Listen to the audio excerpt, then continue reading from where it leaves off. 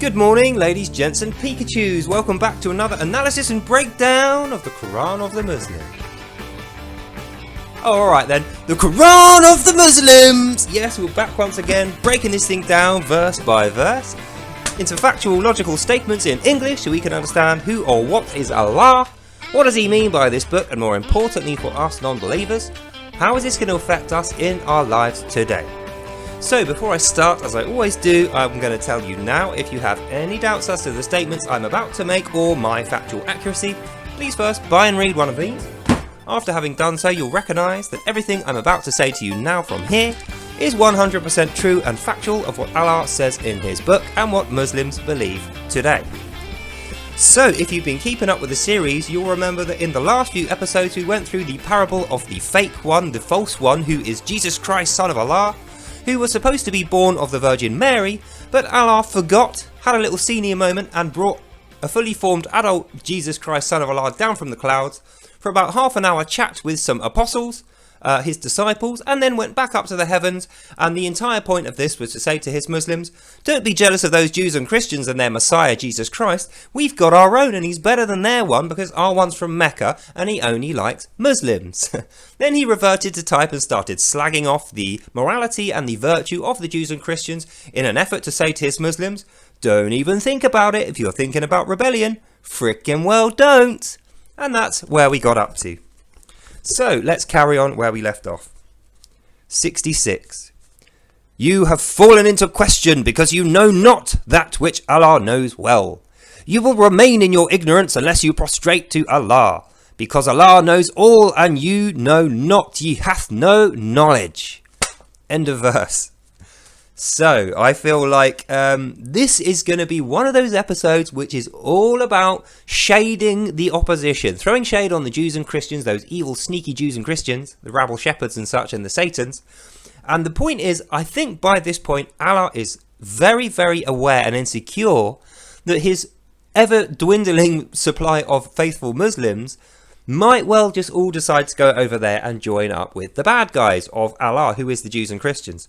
So in order to make sure that doesn't happen, he's got to, 1, throw them off the scent of the Jews and Christians by slagging them off, and 2, bolster the Muslims' own feeling about their own value, their own morality.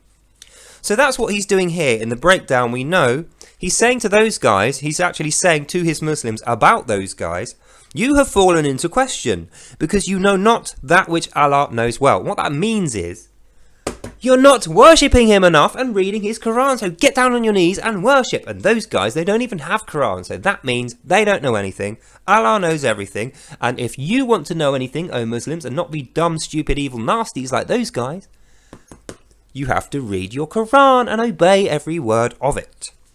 Then he carries on to say, you will remain in your ignorance, guys over here, unless you prostrate to Allah. So unless you get on your knees and worship, you're going to continue being stupid, ignorant, evil, nasty, naughty Christians and Jews. And then he finishes off by saying, because Allah knows all and ye know not, you have no knowledge. Which I feel is very strong words, but the reason why Allah is saying ye hath no knowledge is because when we look over there to the Jews and Christians, their technology is getting better and better and better. By this point, they've got metal swords and shields and really good armor. They've got big, strong walls around their cities, like Israel's doing really well. Remember, Allah actually thought their stuff was magic. He literally thought they were doing magic because their technology had advanced so well between the space of Moses letting them escape and them setting up Israel. So that's the reason he's saying, don't listen to those, don't learn anything from them because they don't know anything. Everything's in here that you need to learn. And by the way, they have no knowledge because they're not reading this. That's what this means. 67. Abraham was faithful in Allah, not Jew nor Christian. I'm just going to stop you there. Allah, sorry to bother you, I know you're tired. Do you remember when you were telling me about Abraham? You remember when you were telling me about Abraham and you said Abraham was worshipping Elohim? You know, before you met him, worshipping another god? You don't remember that? Okay, I'll let you go. He doesn't remember. But I remember well, when he met Abraham, he literally told me in his own words, Abraham was worshipping another lord called Elohim, which is this guy. So Abraham was worshipping Elohim, and then Allah turned up and Allah converted him into being an Allah worshipper. Although at this point it wasn't actually officially called Islam, because the Quran had yet to be written. So Abraham was faithful in Allah, maybe, although he was actually worshipping another god. But saying he's not Jew nor Christian, that's accurate, because he was a Hebrew. Even though they hate those guys too, and they don't mention it, that is what Abraham was. So he carries on to say, Abraham prostrated himself to Allah and to Islam, which we know is not true. Abraham worshipped not other gods, which we know is not true. And because of these things, he's an example for ye, O Muslims. End of verse. So, realistically, Allah, I think you should see your GP. Your memory's not as well as, it's not as good as you think it is. You're making a lot of mistakes here, including Abraham was faithful in Allah. No, he wasn't until later. Not Jew or Christian is true because he was a Hebrew, but we don't mention that, so that goes against you. Abraham prostrated himself to Allah. No, he didn't. Abraham worshipped no other gods is also not true. But anyway, O Muslims, this is the guy you want to be like. And I feel like between the lines, although Allah is saying this, we know the Imams aren't going to be saying this, because the Imams are going to be saying to Muslims, just forget about that Abraham guy, Mohammed. Now, there's a real man. You want to be like Mohammed, O Muslims, then Allah will love you. Even though he's telling you to be like Abraham. Abraham was one of those guys, even though we don't mention that. So be like Mohammed. That's the bit that they're not saying in this. 68. Be without doubts, O Muslim. Be you of the bloodline of Abraham, who did please his Lord. And be as a prophet who does that which he hath done. Allah will protect you, faithfuls, as those who did obey. End of verse. So, if we break that down, Allah is saying to his Muslims, be without doubt, O Muslims, even though you can see those guys doing really well over there, and we're kind of jealous about their technology and their advancement and the fact that they're rich and there's lots of them and they're not cursed and diseased, like I bloody well said they would be. But anyway, let's not mention the failed prophecies. Don't be doubtful, Muslims, even though they're doing really well and you are kind of in a sucky situation and you're hating it. Be without doubts. If you are of the bloodline of Abraham, i.e. if you're directly related and a descendant of Abraham, i.e. if you're not a direct descendant of Moses, i.e. if you're a Muslim, and Muslim is a compound word, Musa Alim, which means of the bloodline of Moses. If you're not one of those guys, if you're actually of the bloodline of Abraham, who did please his Lord and was like a prophet who did exactly what he was told, then Allah will protect you as you are being faithful and you will be obedient. But I'll let him sleep. Let's just talk without him as part of the conversation. So between you and me, dear ladies, gents and Pikachus, this is an actual legitimate mistake in the writing here. This isn't like a mistranslation or the wrong word. This is actually the writer completely making a really bad mistake here, because what they have done, even though their entire tribe is called Muslim, Musa Alim, Musa being the Islamic word for Moses, that's what they called Moses, and Alim meaning of the family tree of, so Muslim literally means of the family tree of Moses. Muslims have forgotten what Muslim means. And that is a fact. Abraham is not Moses. So if you're of the bloodline of Abraham, you would not be a Musa Alim, you'd be Abraham Alim. But anyway, do as your Lord pleases, do as the Prophet Abraham did, even though there wasn't a Quran, and read your Quran, and if you do that, you'll be faithful, you'll be obedient, and Allah will love you, and you'll be worshipping enough. So definitely do that, O Muslims. And don't think about the mistakes throughout this verse. Nothing to see here. Don't question or have any doubts over Allah, because remember what we do to those who have doubts. You guessed it. Off with their head, they're dead. That's what this means. And I've got to say as well, I absolutely love how he's making mistakes here, because Allah is always going on about how great and powerful and wise he is, how he can see the future, how he knows all things. Well, Allah, if you know all things, how did you not know what Muslim meant when you said they're of the bloodline of Abraham instead of Moses? And if you can see the future, why didn't you see this mistake and then not make it? But anyway, let's carry on. 69. Those sneaks, he's talking about the Jews and Christians, those sneaks, the Jews and Christians, will lead you away from Allah. And if you obey me and do not hear their lies, they shall lead only themselves away from Allah's truth and be in dispute of me. This they do not perceive. They just don't understand. End of verse. So if we break this down, I feel like we know where this is going. This is more of the same of what happened in the last surah, Al-Baqarah, where Allah was very keen on painting the Jews and Christians not only as bad, but really stupid. Like, not only don't do what they're doing because it's bad, evil and immoral, and not righteous, you'll be an idiot if you do that, and we will actually laugh at you because you're such a fool. You just know nothing. That's what this is saying. So he starts off saying, those sneaks, the Jews and Christians, they will lead you away from Allah. You know, what they're saying isn't in here, so it's obviously wrong in the words of Allah. Everything that's in this book is good. All the stuff they're doing is bad and evil and a big sin. So if you do that, you're just an idiot. So don't. If you obey me, Allah in the book, and you do not hear their lies, i.e. their religions, then you shall not be led to destruction, and they shall lead only themselves away from Allah's truth, which is definitely 100% true. Trust me, bro, says Allah in the book. Don't be like them. He's pleading with his Muslims at this point. He's really very keen on making sure his Muslims do not approach those guys under any circumstances or listen to what they say. And I feel like that is an indicator of his insecurity, because he's obviously buggered up loads of prophecies. He's led his Muslims into some terrible situations. They're in poverty with low technology, and they continually lose their battles, even though they're supposed to be strong and powerful. So I feel like here, Allah is doing his best to kind of smooth things over for them to make sure they're not thinking about going over there, because that would be bad. And then he finishes off by saying, they will lead themselves away from Allah's truth and be in dispute of me, i.e. they won't agree with the fact that he's God, Jesus Christ is the son of Allah, that Muslims are the only good ones, and that the end times genocidal prophecy, which is without doubt in the words of Allah, they doubt that that's ever going to happen. And he doesn't want his Muslims getting wind of the fact that they know this not to be true. So he finishes off by saying, this they do not perceive, they understand nothing. End of verse. And the reason he's ending on that particular thing, he's saying they actually don't perceive this at all. Like, they have no idea what we're doing over here, Muslims. We're special. We're doing some amazing future-like thing. You know, this end times genocidal prophecy. They don't even know about it. It's not that they don't agree, which is what's true. They just don't even know about it. They understand nothing.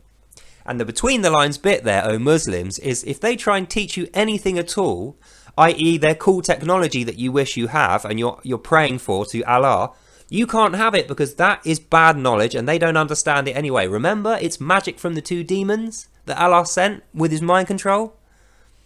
I know, it's ridiculous, but it's in there. If you don't believe me, buy it and read it yourself. And we move on. 70. Ye people of the book, Christians, ye people of the book, ye fools who do deny, why reject the signs and prophets of Allah when ye yourselves did witness it? So if we break that down, Allah is telling his Muslims that the Christians over there actually did see his holy signs and witness all of his prophets, even though in an earlier episode, I think it was actually in Al-Baqarah, in the last bit of Al-Baqarah, Allah specifically said, those Christians are dumb and stupid and evil. And the reason is, oh Muslims, they didn't see those holy signs. Remember, you're only intelligent if you've seen these holy signs. Have you seen the holy signs, Muslims? Yeah? Yeah, you've seen them? You're not dumb then, you're clever. Those guys are dumb. They never saw them. And they don't believe in our prophets. They've got their own scummy Christian and Jew prophets who we do not like. But Allah's forgotten that he said that, and he's now saying, those people of the book are fools who do deny me, even though they did see the holy signs and the prophets, and they just reject the knowledge because they're just stupid.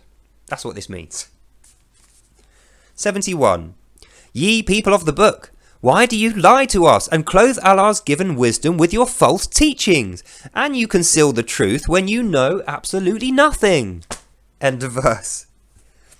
So it's more of the same. We're continuing in the whole vein of slag off the Christians and the Jews. And it occurs to me at this point, the reason why Allah is so interested in slagging off the Christians now instead of the Jews, because remember in the last book, the Jews were the main protagonist or the main antagonist enemy, and the Christians were just their pets. You know, he actually said the Jews and their Christians, as if the Christians were like living with the Jews and they weren't paying rent or something. Now he's saying the Christians, oh people of the book, they're the bad ones.